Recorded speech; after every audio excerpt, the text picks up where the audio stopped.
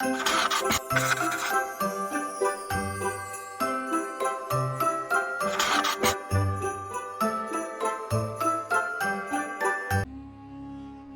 the vast, unforgiving expanse of the Sahara Desert, a young African boy named Phillips wandered with his trusty camel, Amara. The relentless sun beat down on them, turning the sand into a scorching sea of golden waves. Phillips's throat was parched, his lips cracked, and each step felt heavier than the last. Amara, too, was weakening, very thirsty, and was not able to even walk. Phillips had set out from his village to fetch water from a distant oasis. A journey his father had made countless times. But a sudden sandstorm had disoriented him, sweeping away any trace of the familiar path. The day had passed, and Phillips's hope dwindled with the dwindling water in his skin. The desert was vast, and he was but a small, lost boy within it. As the sun began to set, painting the sky in hues of orange and purple, Phillips collapsed beside Amara.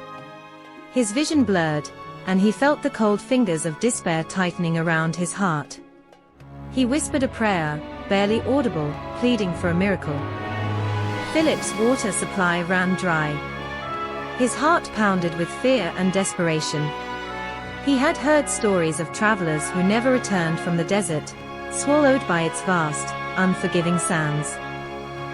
Just as the last light of day dipped below the horizon, a gentle breeze swept across the dunes, carrying with it a soft, ethereal glow.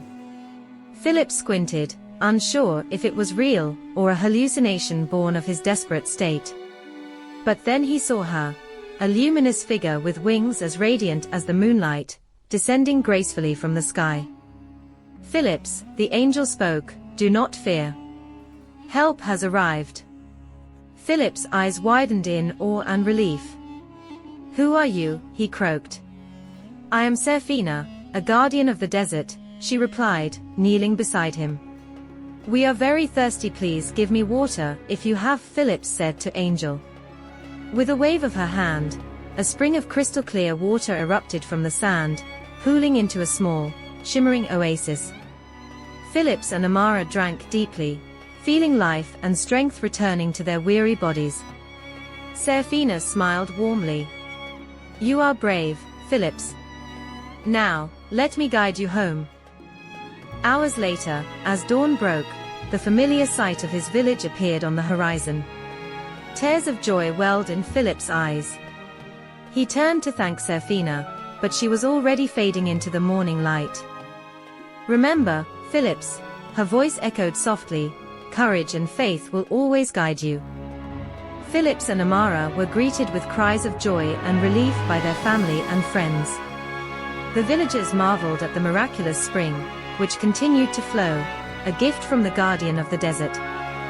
Phillips recounted his incredible encounter, and the tale of the angel and the boy became a legend, passed down through generations.